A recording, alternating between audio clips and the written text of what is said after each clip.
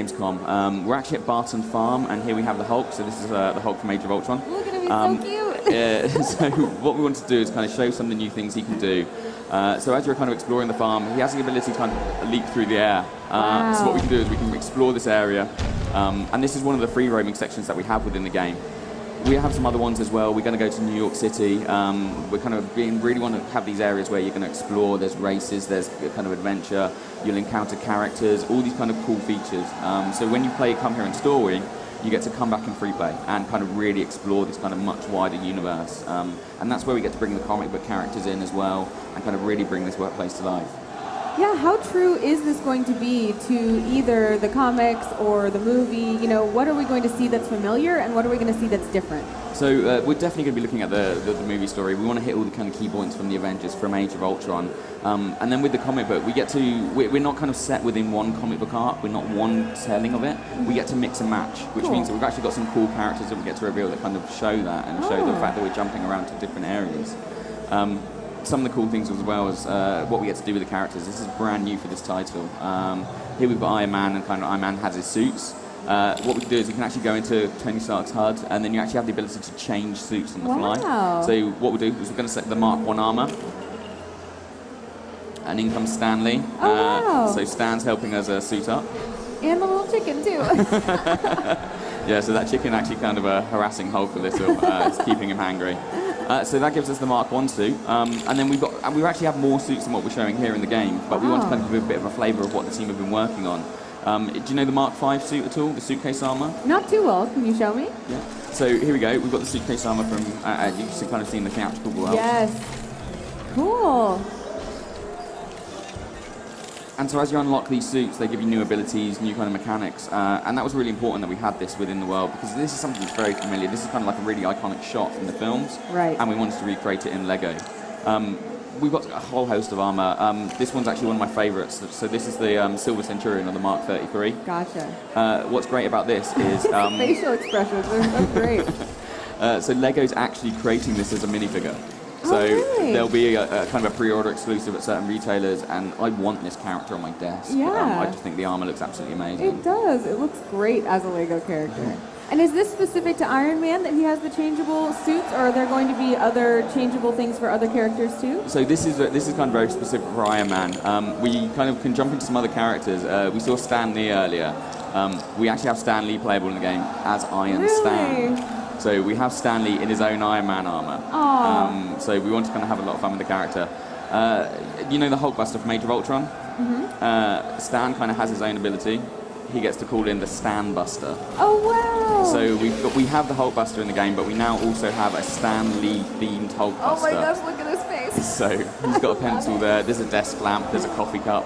And the team spend a huge amount of time kind of bringing these characters to life. It's got one of my favourite animations at the moment, where Stan kind of pops out and he starts working away on this typewriter.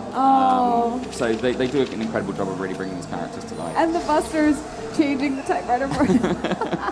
So that's that humor that I love so much about this game, that it's not necessarily jokes, but just it's delight kind of brought to life. And as somebody who works on this game, how do you go about creating those delightful situations? Is it just, you ask yourself what you would like to see? Well, yeah, very much so. The team do a kind of brilliant job of saying, okay, what would we find funny? And we have massive Marvel fans in the office. So they're looking at it and going, say, well, okay, what would we find funny from an animation perspective? What would we find funny from lines of dialogue? What would we find funny from gameplay? And they just do an incredible job of kind of wrapping this kind of really believable Marvel universe, but done with Lego humour. So they're the characters you know and love, but in an environment that's different from the normal. Right. Who are we looking at right now? So this is Speed. So he's one of the comic book characters we mentioned. He's a brand new kind of reveal for Gamescom. And this is kind of one of the comic book, I love his kind of animations that he has. I know, it's just so great. We have some other characters as well. We have the unbeatable Squirrel Girl. Oh, wow. So another reveal here for Gamescom. So Unbeatable Squirrel Girl. We know there's some massive fans in the office who in particular wanted to get Squirrel Girl back into the game. Are you up to date on your Thor? So we have actually Thor, but it's Jane Foster. Oh wow, so that's exciting. This is what I was meaning about the kind of the ability to mix and match both new and old content. So stuff that's brand new, kind of with kind of current Marvel themes, as well as classic characters in there. We've got other characters as well. So we've got Kamala Khan. So Miss Marvel, so she's going to be in the game, and it's kind of really exciting that we kind of mix and match all of these people in this universe and kind of have a lot of fun with the characters. And so as I'm playing through the game, I can switch between any of these characters as long as I've unlocked them?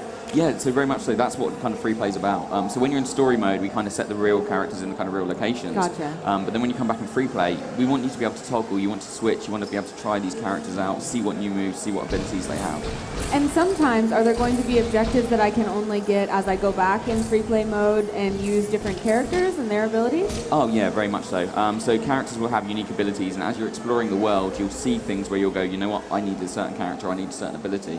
So when you do unlock that character, you'll come back and go, oh, excellent, we can now use this ability and use this character to progress and see more and unlock more content.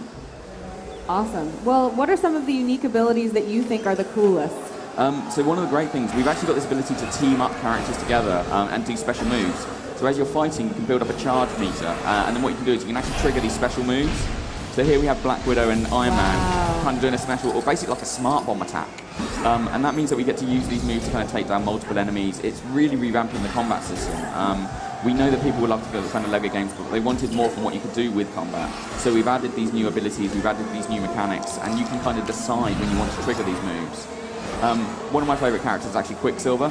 So for a very kind of prominent in Age of Ultron, he has an ability to target multiple enemies.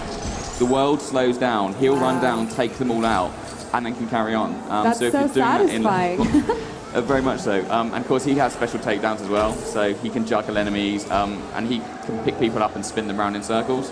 So makes them really dizzy, they then fall over to defeat them in a single punch. So we want to kind of have a lot of fun with these characters, but like we say, we're revamping the mechanics, making sure there's loads of kind of new cool features. And it's just such a huge game. The team are kind of still putting in content. What's great is we're kind of announcing the release date for this title now. Oh, it's going to be available in Europe on January 29th. Oh, okay. And it's going to be January 26th for America. And that's just basically because we really want to fill this game with so much content that people are going to, even if